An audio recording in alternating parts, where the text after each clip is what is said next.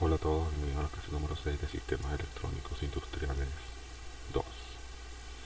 En la clase pasada estuvimos viendo eh, tópicos sobre el diseño de autómatas finitos basados en el modelo de Moore y en el modelo de Lee. Hoy vamos a ver lo que se conoce como sistemas con memoria, este, que son sistemas de almacenamiento de información. Vamos a ver cómo funciona la memoria, tipos básicos de memoria, la expansión del tamaño de la palabra, la expansión de la capacidad de la memoria, el mapeo o la organización de la memoria. Veremos algunos ejemplos y las referencias bibliográficas. Y básicamente los circuitos que hemos visto hasta ahora son los circuitos digitales básicos, son circuitos sin memoria, o sea, que los conocemos como lógica combinacional, formado por compuertas AND, OR, NOT, y son, son sistemas que cuando los unos o los ceros de sus entradas desaparecen, sus salidas también desaparecen, cambian. Es decir, no podemos aspirar que ellos recuerden o mantengan esa información más allá del momento en que se producen sus entradas. Esos son circuitos sin memoria. O sea, cuando guardamos un 1 o producimos un 1 debido a un 0 a su entrada, por ejemplo, entonces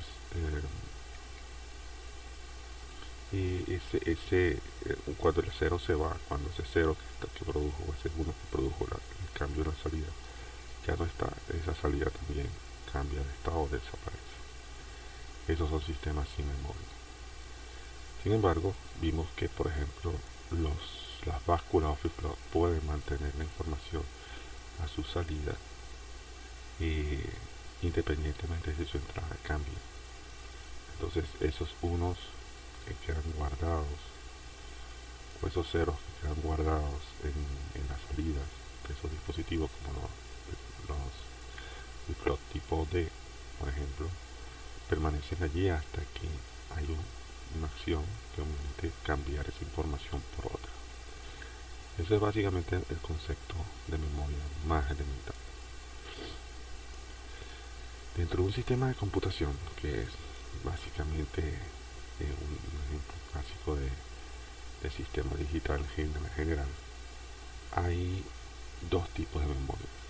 La memoria principal, que es la que con la que trabaja la unidad de procesamiento central o CPU, y la memoria auxiliar o memoria de almacenamiento masivo. La memoria principal es una memoria hecha básicamente de semiconductores.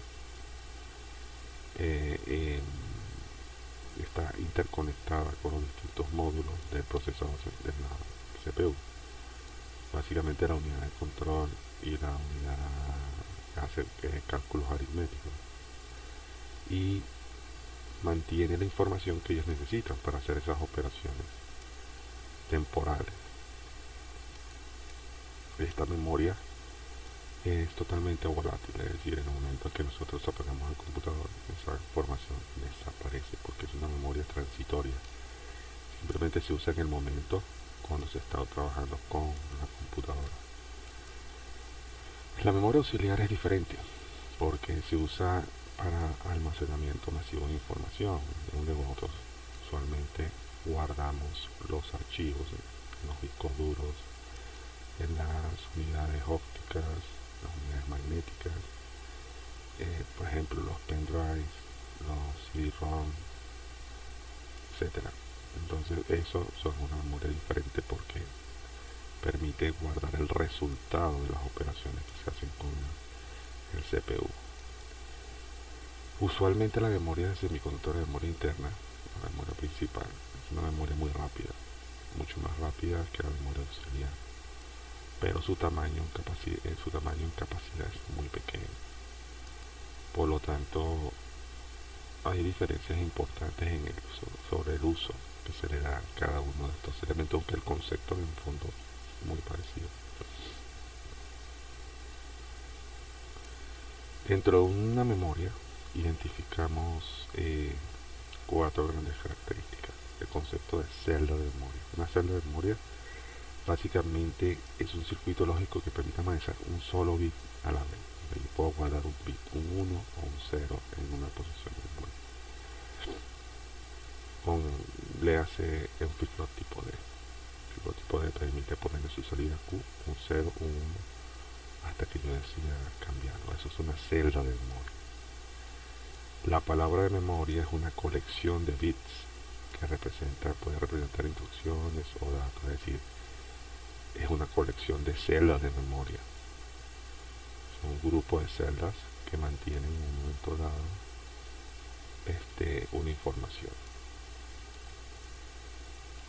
La capacidad es la cantidad de bits o bytes que se pueden almacenar en ese dispositivo de memoria, es decir, cuánta información puedo yo tener guardada allí.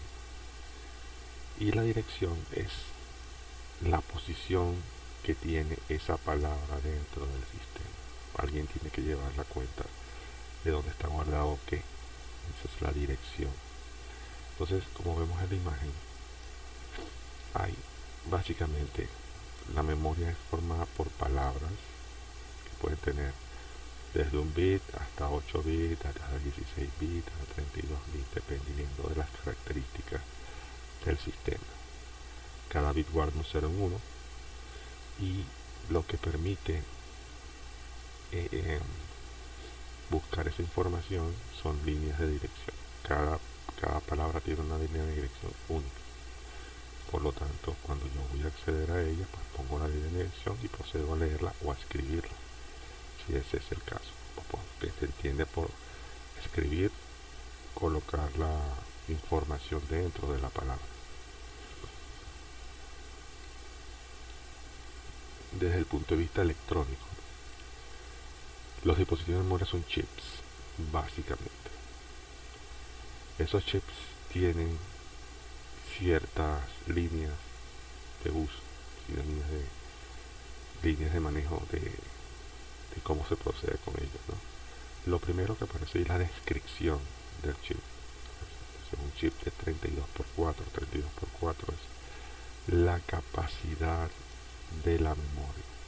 Cuando uno habla de un chip de memoria y dice que su capacidad es de 32x4, son 32 palabras diferentes de 4 bits cada una. Eso es lo que dice cuál es la capacidad total de almacenamiento de ese chip.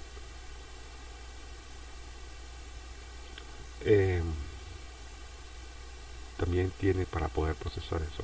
Entonces tenemos líneas de dirección para ubicar la información desde el menos significativo al más significativo. Si tenemos en este caso 32 posiciones diferentes, 2 a la 5 da 32, es decir, necesitamos 5 líneas de dirección. Recuerden que en la nomenclatura digital el 0 cuenta, entonces esas 5 líneas de dirección las catalogamos desde address 0 hasta address 4. Como tiene 4 bits de almacenamiento, cada dirección tiene 4 bits de almacenamiento, entonces hay 4 líneas de entrada, y sub 0 y sub 3, para poder almacenarlas. Cada una es un bit. Y hay 4 líneas de datos cuando voy a leerla, 4 líneas, por supuesto, para poder sacar la información de la memoria. Entonces tenemos líneas de datos, líneas de dirección. Y luego 2 líneas adicionales, que son la de control. La primera es el memory enable. El memory enable es la línea que le dice a esa memoria que va a poder ser leída o escrita. Es como el control sobre el chip. Si ese memory enable no está activo, entonces el chip es totalmente ignorado. Si le toca ser leído o escrito, entonces lo habilitamos a través del memory enable. Y luego está la instrucción de orden de read o write. Read en este caso es positivo, cuando tiene la raya arriba, y el write es negativo, o sea, un 0, para hacer comandos de escritura. Entonces, read, write negado, un 1 o un 0, para hacer lectura o escritura. Y eso es básicamente lo que es un chip de memoria. Y todos tienen más o menos las mismas características. Una pequeña diferencia dependiendo del fabricante. Entonces, bueno, esos son el elemento de memoria que vamos a estar estudiando. La operación, hay dos operaciones obvias, pues, la operación de lectura y la operación de escritura. La operación de lectura es básicamente transferir la información interna que está dentro de la memoria para ser usada por otro dispositivo. Generalmente de eso se encarga el CPU. El internet, si necesito esta información, va y la solicita. Y la operación de escritura es eh, como colocar dentro de una dirección determinada la información que se necesita ser guardada. Por ejemplo, si yo quiero hacer una operación de write, que es guardar la información, coloco el address donde quiero guardarla, pongamos el 0100, y agarro, coloco el address que es 00011 y coloco la información en ella, que es 0100. Y de esta manera queda guardada en memoria esa información. Si quiero hacer una operación de lectura, selecciono la locación que quiero leer, en este caso 11110, yo activo el memory enable de la memoria y saco la información. La información es 1101. Y así, eso es todo. Básicamente eso es en esencia lo que tenemos que hacer.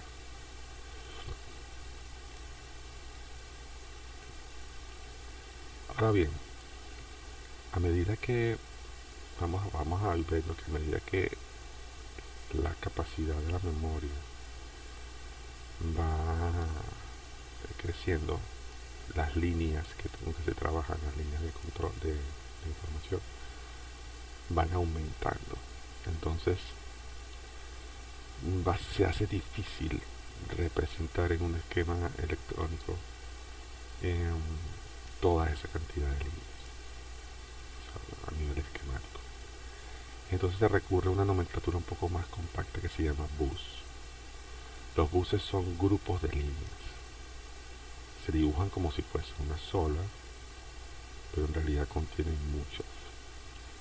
Van a ver acá donde dice bus de direcciones, hay una línea inclinada indicando que esta línea representa varias. En el caso anterior, las líneas de direcciones eran 5, entonces eso es un bus de 5 líneas, que es el bus de address.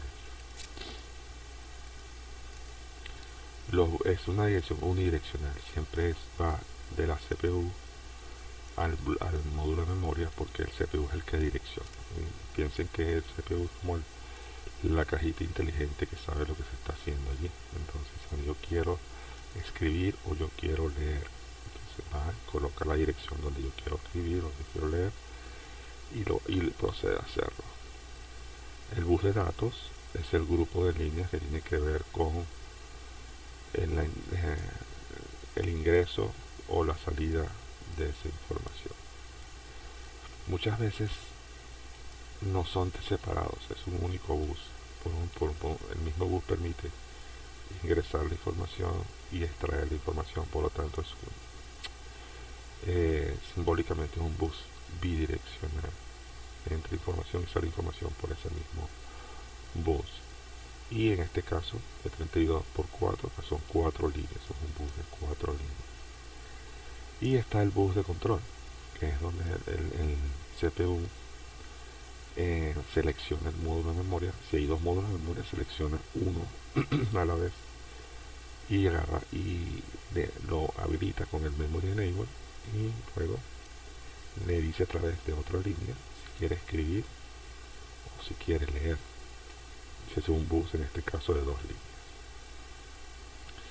De tal manera que las 5 de address, las 4 de data y las 2 de control forman un total de eh, 11 líneas que se están estableciendo. Fíjense que las 11 líneas quedan reducidas a 3 a efectos del caso, por simplicidad, pero hay que saber interpretarlas, ¿no?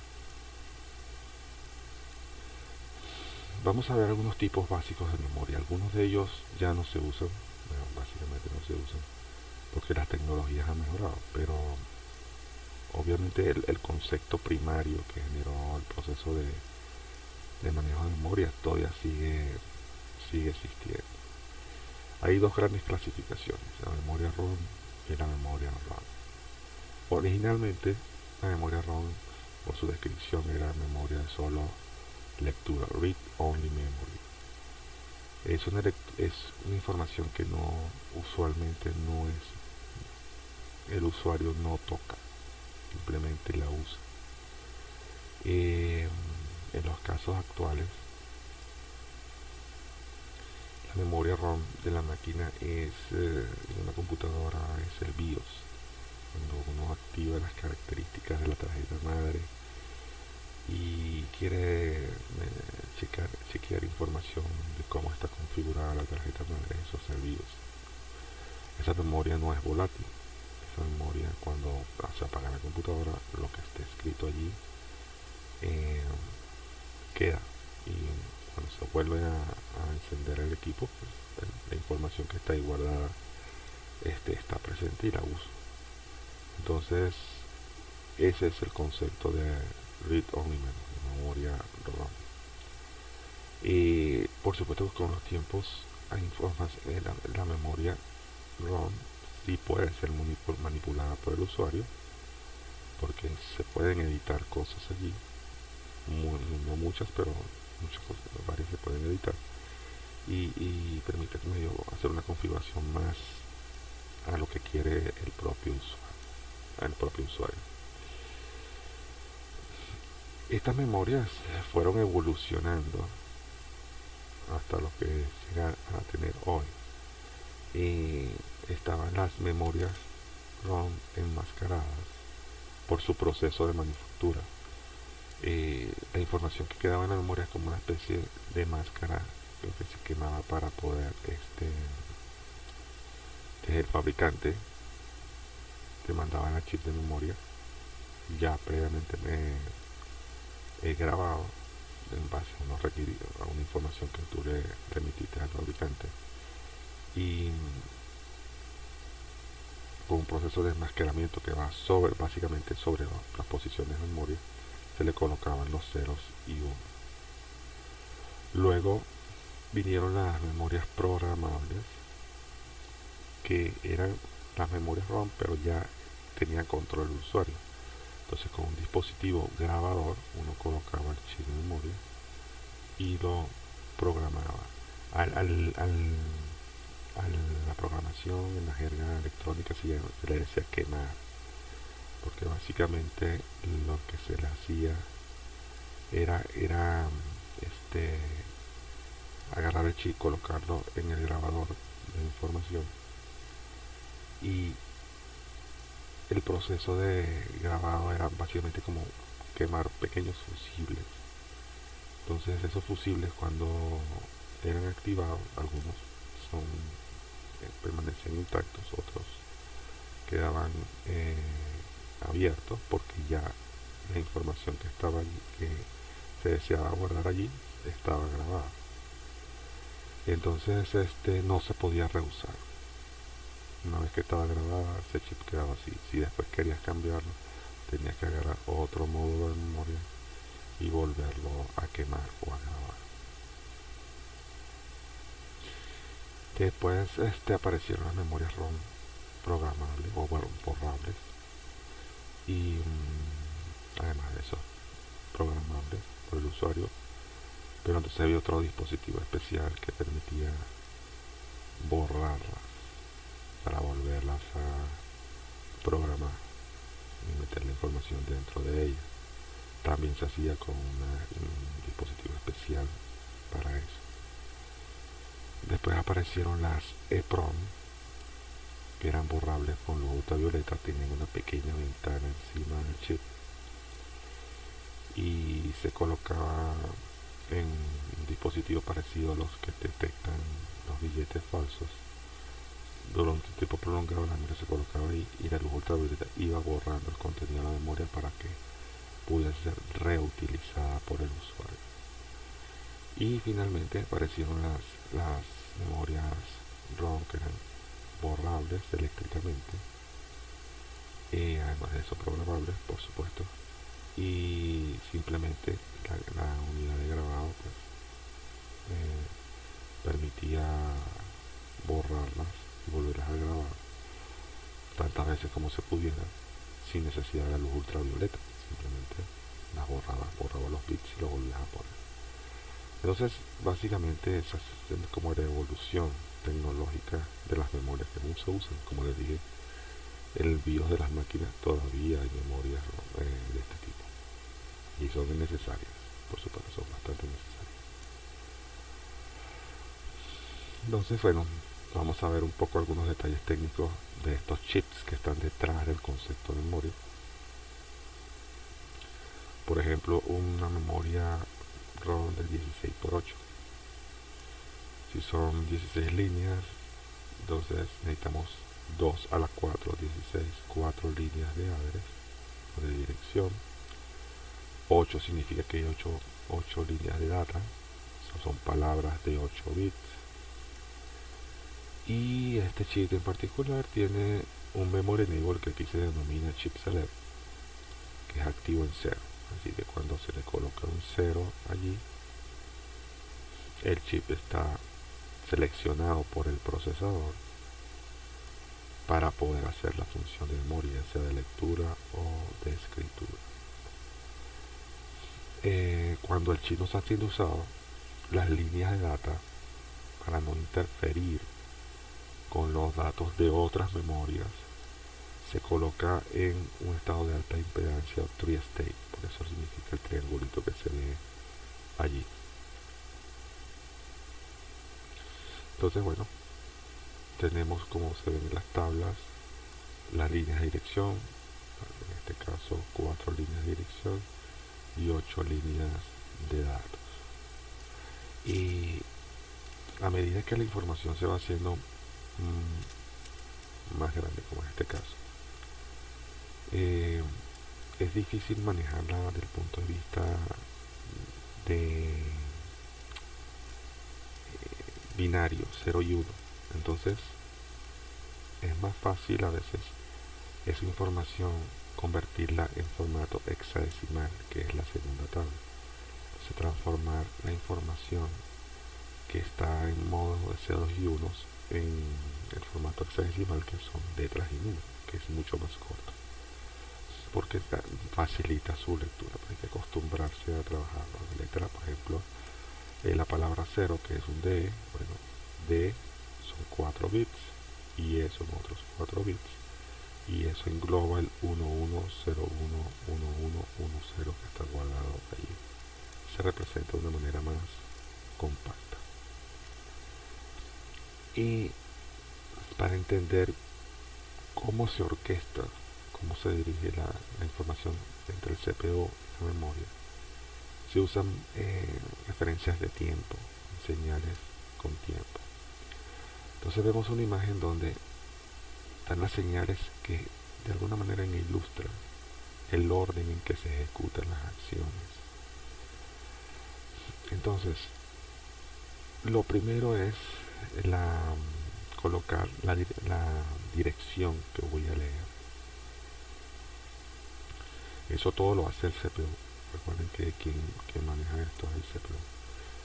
Entonces colocas la nueva dirección. Ese cambio de dirección se representa con esa X que se puede observar en pantalla.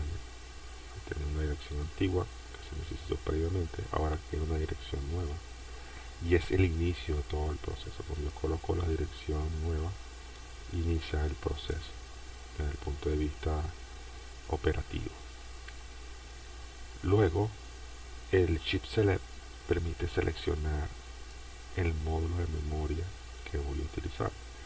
Como es activo en 0, mientras esté en 1 no hace nada, pero si quiero utilizar esa memoria en particular, la bajo y la coloco en 0. Y luego, los estados del bus de data o de información, mientras no se esté usando, está en estado de alta impedancia, AZ. Quiere decir que no interfiere con los otros chips. Otros chips están haciendo sus cuentas, pero no interfiere. En el momento en que voy a hacer la operación de lectura, entonces una vez que coloco el chip select hay un delay, o sea, el TOE, y automáticamente al rato aparece la información a la salida de la memoria, los data outputs. Piense que hay unos tiempos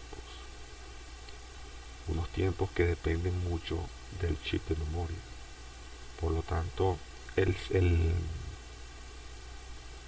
CPU tiene que saber que ese chip de memoria tarda un tiempo en responder.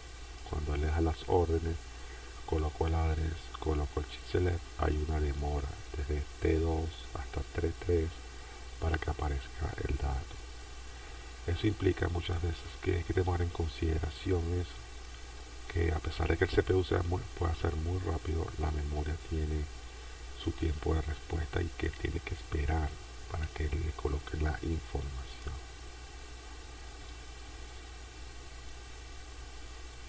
Por ejemplo, tenemos otro chip de memoria de 256 bits por 4. Para poner 256 posiciones de memoria necesitamos 8 bits. Ok, entonces bueno, son 8 líneas de dirección. Tenemos 4 bits de data, entonces son 256 posiciones de memoria por 4 bits. Esa es la capacidad total de la memoria. Cada fabricante tiene su manera, aunque conceptualmente es el mismo, pero hay detalles, por lo menos las líneas de control pueden ser diferentes dependiendo del fabricante. Y por supuesto los tiempos de respuesta también son diferentes. En este caso en particular, las líneas de control, que son unos enables que están allí, E0 y E1, activos en 0, pues se usan para controlar ese chip. Hay que buscar el data chip, la información técnica de ese componente en particular para ir a los detalles. Nuevamente el proceso, coloco la línea de dirección nueva. Aquí este fabricante, el orden es diferente. Tengo el chip enable, que es como el conjunto de los dos que están allí. En ese enable solo es el conjunto de los dos enable que están allá. Está en 1, lo bajo a 0 primero. Fíjense que el orden cambió literal un poquito. Primero va el enable para seleccionar el chip. Luego viene el address, la dirección que quiero leer. Y luego de un tiempo viene a aparecer las líneas de datos. Un tiempo de delay que facilita el TSUA, es el delay que hay después de que yo coloco la dirección. Pero es más básicamente el orden. Una memoria EEPROM borrable por luz ultravioleta. Van a ver ustedes allí el dibujo del chip con la ventanita de borrado arriba. Es una ventanita una ventana por la cual entra la luz ultravioleta y que permite acceder a los bloques de memoria. Este chip, que es de 8K por 8, tiene más de 8000 posiciones de memoria, por lo tanto se necesitan 13 bits. Y aparte de eso, de esas líneas de address que se necesitan, y tiene las líneas de control, output enable, chip enable y programación. Ya cuando eso ocurre, hay que ir al datasheet del componente y ver la especie de tabla de la verdad, por decirlo de alguna forma, que describe cómo funciona el chip.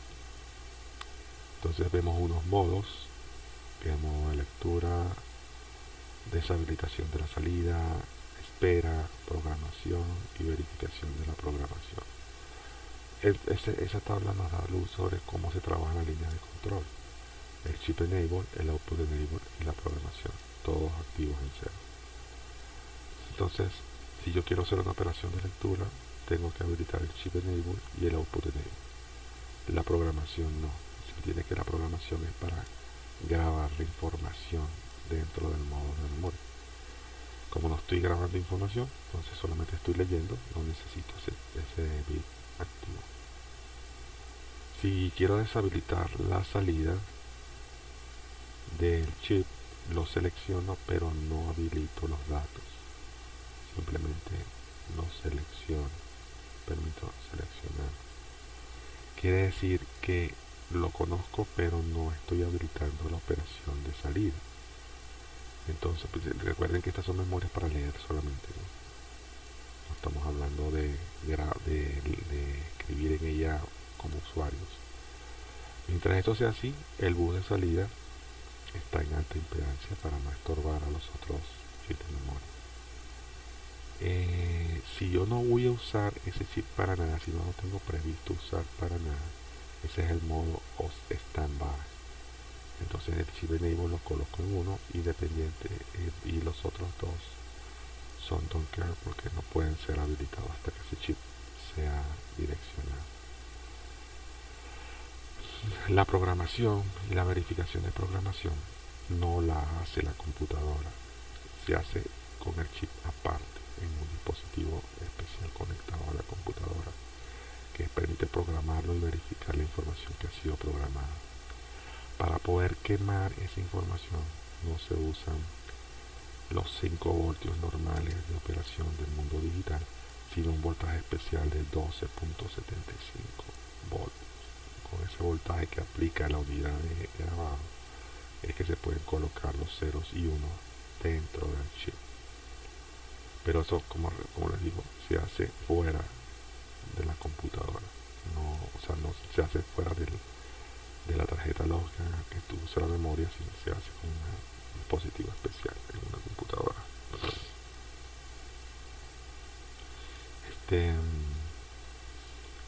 Bueno, eso. La memoria programable ROM. Ahora tenemos una memoria de 2048x8. Para hacerlo se requieren 11 líneas de dirección, tener todas las posiciones en memoria. Y 8 bits de data. El BPP es el voltaje de programación. Ahí se han obviado la tierra y los 5 voltios que necesariamente se necesita. Y aparece el BPP, que es el voltaje de programación de la memoria. Y las líneas de control son el chip enable, que es el 0, y el program, que es el 1. Cuando está el chip enable en 0, el programa no está activo. Cuando el programa está en 1, el chip no está activo. Y el output enable, que es para vaciar la información. Entonces el diagrama de tiempo para eso es el que ustedes ven allí. En el proceso de programación se coloca la dirección N, ¿verdad? Al mismo tiempo se coloca el output enable en 1 para evitar que mande cosas al bus, porque se supone que ya estoy escribiendo. Por lo tanto, el output enable tiene que estar en 1, no debe funcionar. Y vamos y tenemos listo el voltaje de quemado, que es el BPP de 12.75 voltios ya listo. Colocamos la data que va a ser grabada dentro de la memoria. Este es el procedimiento de grabación. Y un cierto tiempo después se procede a darle la orden de quemar, breve. Una vez guardada la información en memoria, se procede a la siguiente dirección, que es el n+1, y así la siguiente y la siguiente, y es el mismo procedimiento todo el tiempo. Pero básicamente esas son las temporizaciones que hay para ese procedimiento. Eso va a ser el programita que está en la computadora, el programa para quemar, junto con el aparato que se conecta al puerto. En aquella época, épocas pasadas, un puerto serial o un puerto paralelo. En este caso ya se usan puertos USB, se usarían puertos USB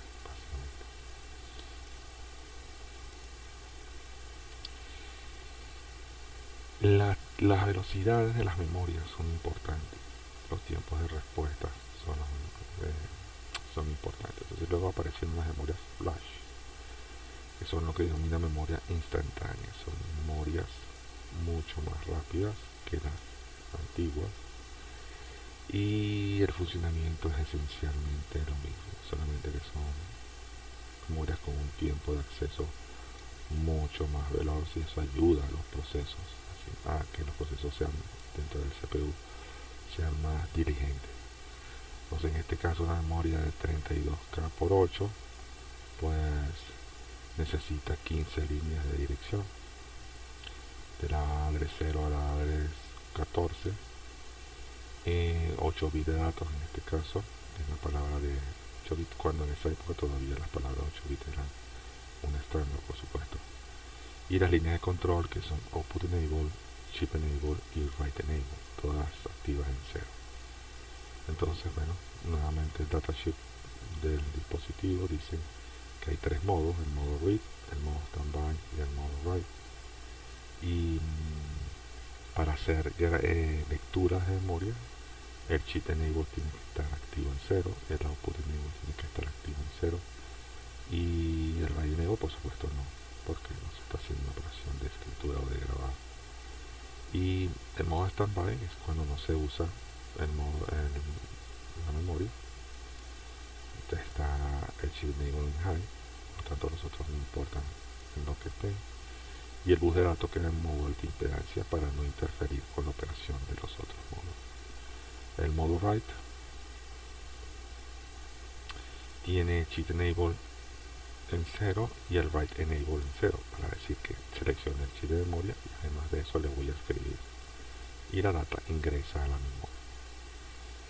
Dice una nota allí que el voltaje de quemado no puede ser menor que 6.5 voltios para realizar la operación de escritura. Es decir, que hay más holgura, no tiene que ser exactamente 12.75, sino un voltaje superior a 6,5 voltios. Y eso son especificaciones del quemador de memoria, el grabador de memoria. Aquí tenemos una memoria de 8K por 8 con las mismas características que hemos visto hasta ahora. EEPROM, que es borrable y grabable eléctricamente. Igual pues tenemos líneas de address, líneas de dirección, líneas de data y líneas de control. Tenemos allí la tabla que describe la operación de la memoria y el diagrama de tiempo. Fíjense que dependiendo del fabricante y la tecnología, en este caso pues son EEPROM, cambian un poco el orden en que se realizan las operaciones. En este caso se coloca primero la address.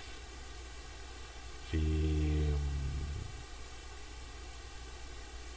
quiero hacer una operación de escritura para grabar, coloco el chip enable en 0 para seleccionar el módulo, al mismo tiempo que bajo la línea de escritura a 0.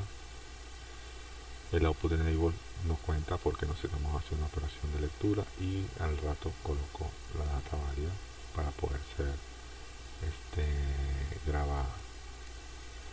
No hay una operación de programación como tal, simplemente la orden de write es una orden de programación básicamente.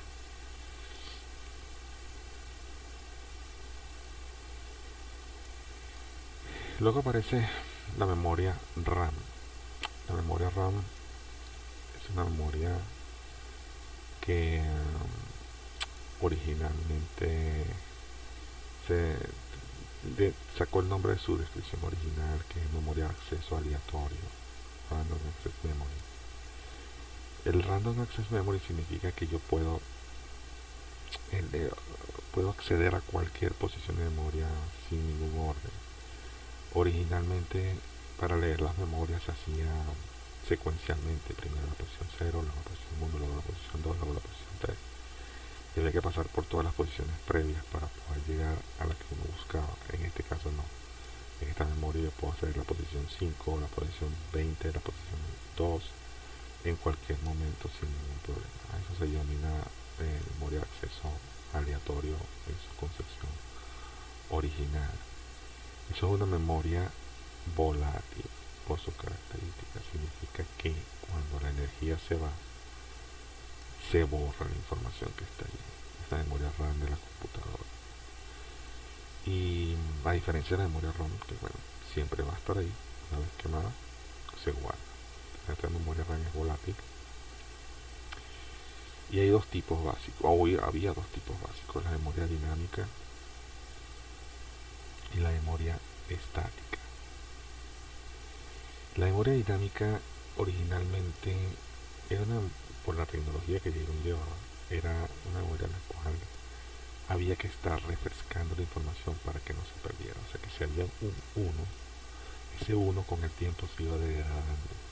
Y en vez de ser 0 y 5, valía 4 y punto 3 y 4.1 y 3.98. Entonces iba perdiendo el voltaje. Es como un condensador que se va descargando. Yo cargo el condensador, le coloco un 5 voltios, pero si no lo vuelvo a cargar, él va perdiendo con el tiempo ese valor. Entonces son memorias que necesitaban ser refrescadas. ¿Sí? Si tenían uno, había que pasar por allí solamente para refrescarlo y mantener ese uno ahí. En cambio la memoria estática no. Ese último de tecnología permitía colocar un 1 y bueno, ya ese 1 quedaba allí hasta que se apagaba la computadora, no se usaba de otra manera. Entonces había las RAM dinámicas y las RAM estáticas. La memoria mucho más rápida que las ROM y cuya utilidad es diferente la manera de utilizarla, ¿no? Esa memoria RAM, por supuesto, que al final tiene las mismas características de una memoria convencional: líneas de address, líneas de data y líneas de control, solamente que su uso es diferente.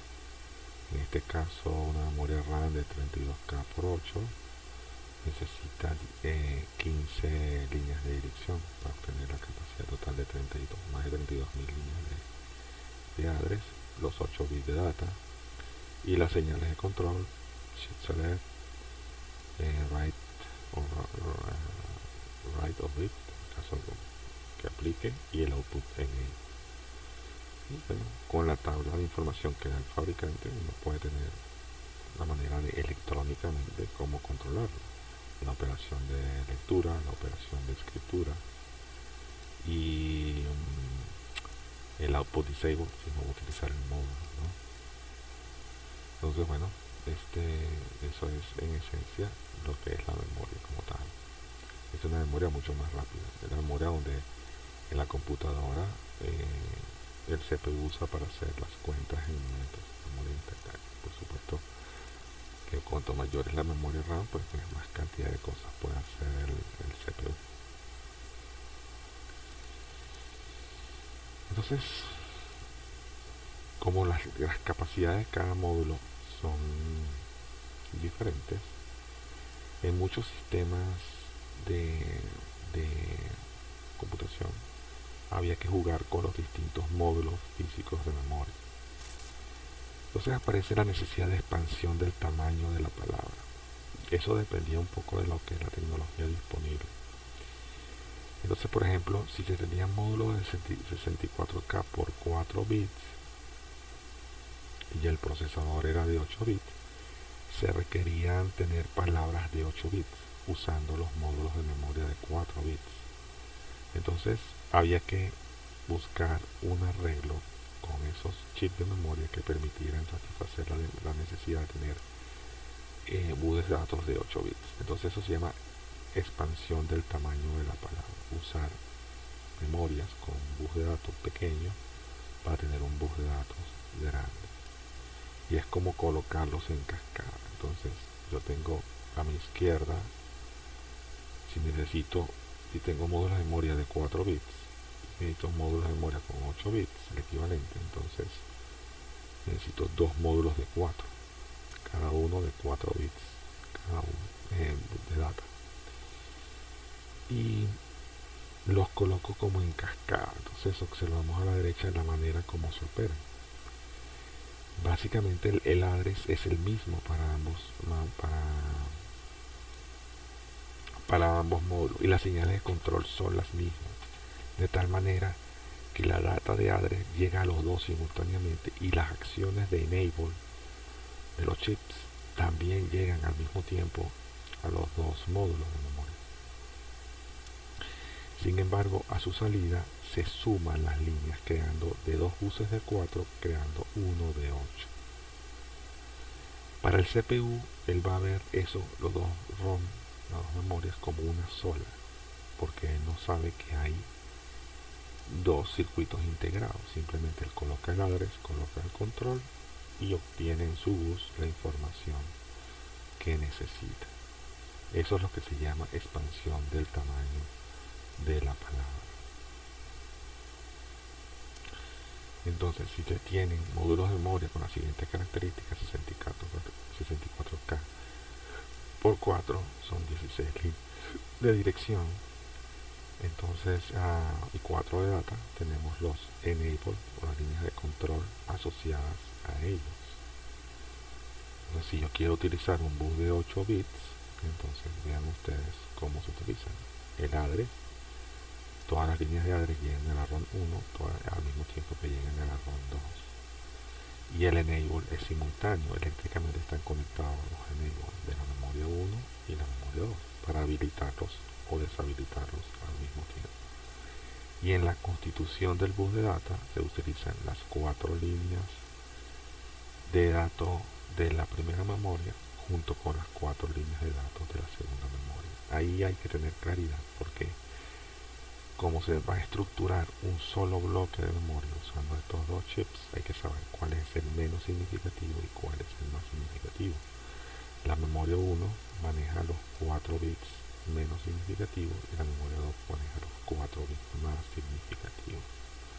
De tal manera de saber qué es lo que estoy leyendo en un momento dado y no leerlo mal, no leerlo al revés, por ejemplo. Por ejemplo, una cosa mucho más básica, memorias RAM de 16 por 4, 16 bits por 4 bits de data y se requieren 16 bits por 8 bits de data. Tenemos expansión de la palabra. Entonces nuevamente el address llega simultáneamente a las dos memorias. Las líneas de control de read, write y sheet enable también llegan simultáneamente a las dos memorias y colocamos en cascada las líneas de datos. Son en total 8 líneas, las 4 de abajo para la memoria RAM 1, las 4 de arriba con la memoria RAM 0, y ahí se estructura el bus de datos de 8 bits.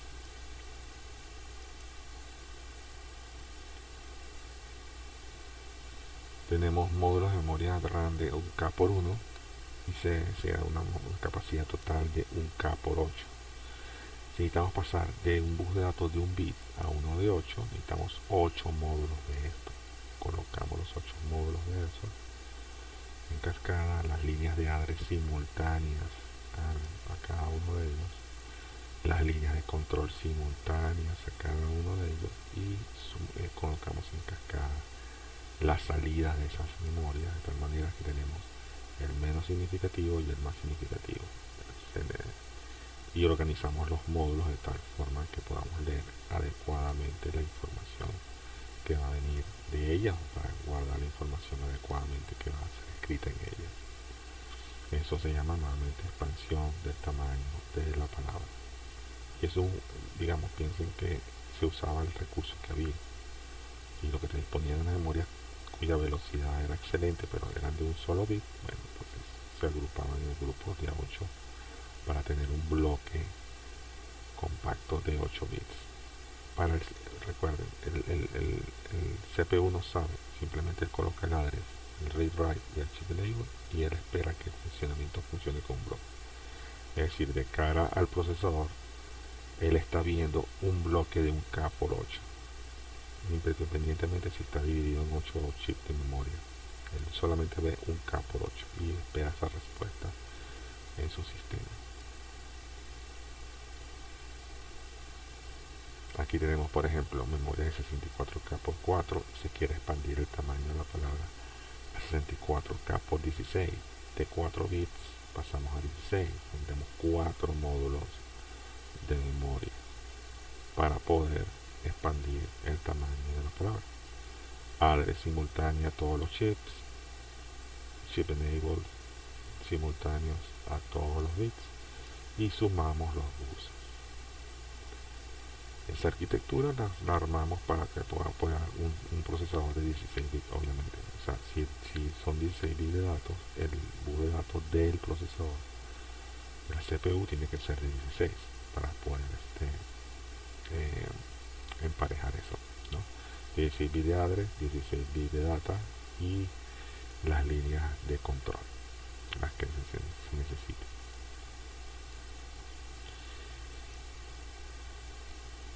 Otro caso de memoria, 1 mega por 4, y se requiere tener 1 mega por 8. Necesitamos 2 módulos de memoria para sumar 2 de 4. Address, control y data.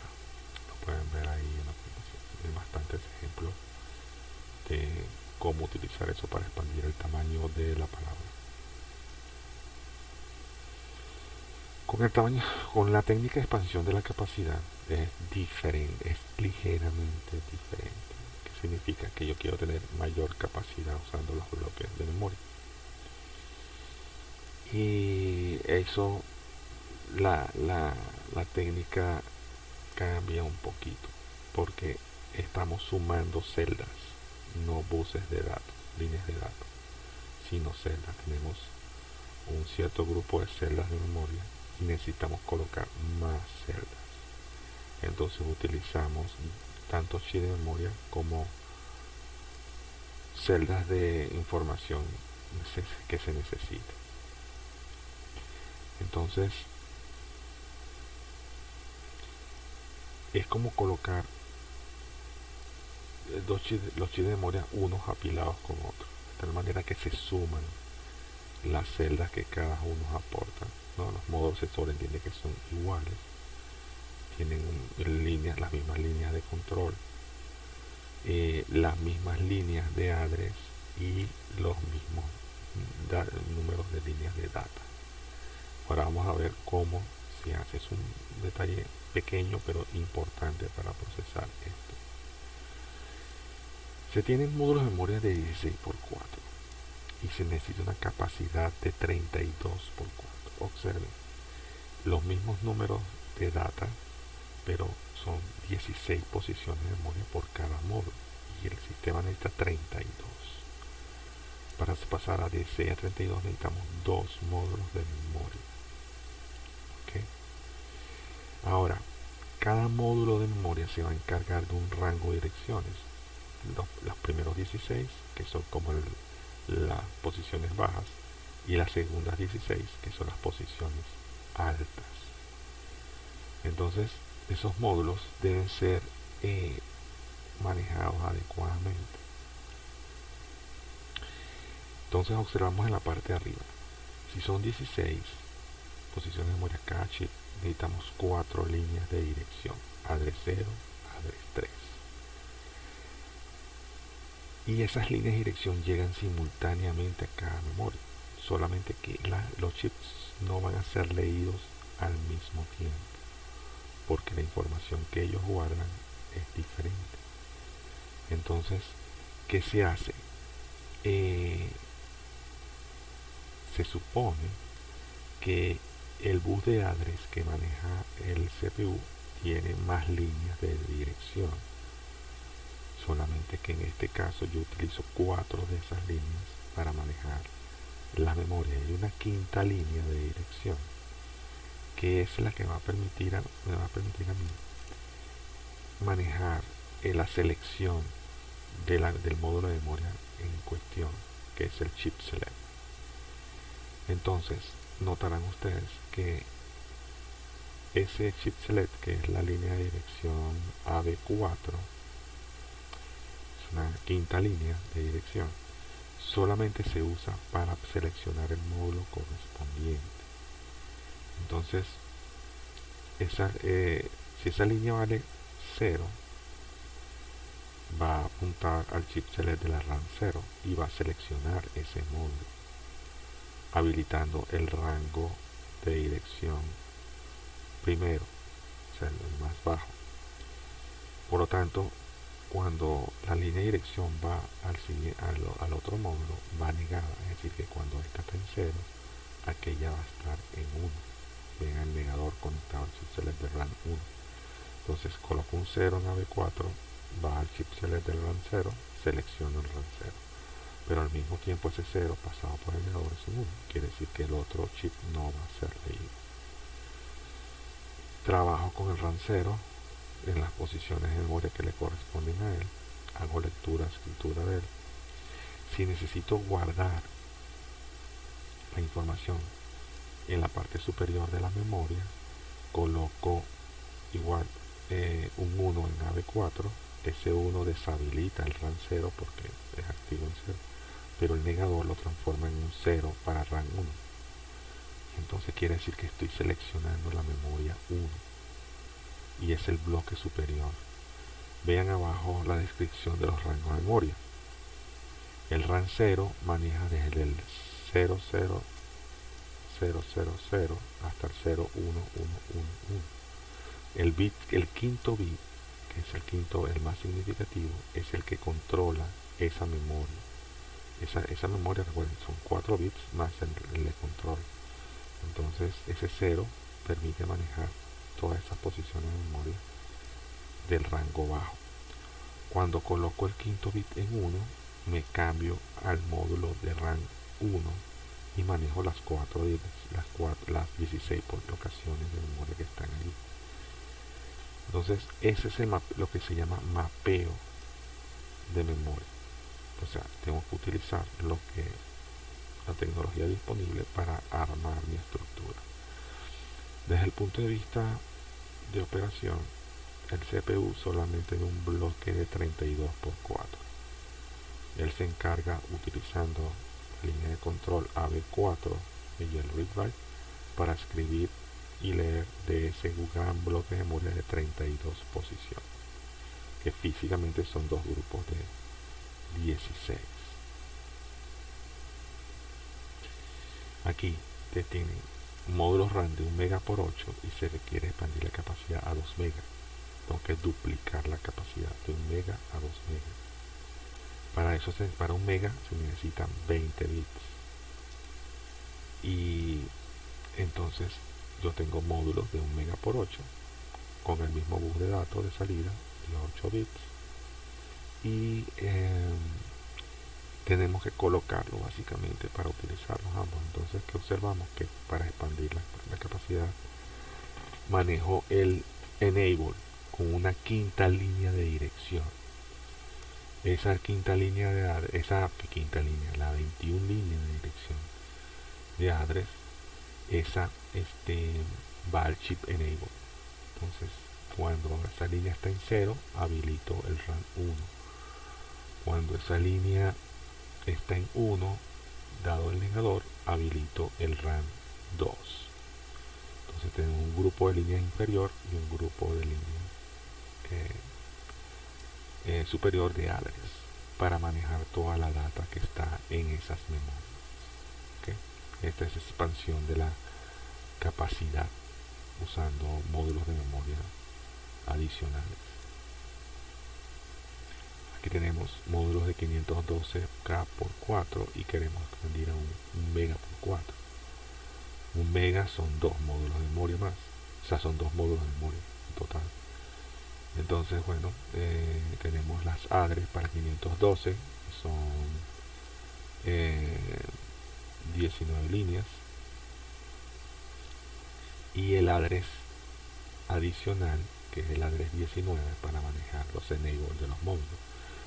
Una cosa son los address, recuerden, una cosa son los address que maneja el módulo y una cosa son los address que maneja el CPU. Yo puedo tener un CPU con más líneas de address que los módulos del módulo para poder hacer eso. El CPU es el centro de la tecnología en este caso. Y así, pues, usando el truco del negador, puedo habilitar un módulo de memoria o no. Y el mapeo es así, pues, por secciones. Dependiendo de los bloques de memoria, cada memoria tiene un bloque asignado de operación. Y eso es lo que se conoce en el mundo de electrónica como módulos de memoria del sistema. Esta información aparece en los libros de sistemas digitales y principios de aplicaciones de Ronald Toshi y Neil Whitmer, y de fundamentos de sistemas digitales de Thomas Floyd. Nos vemos en la clase número 7.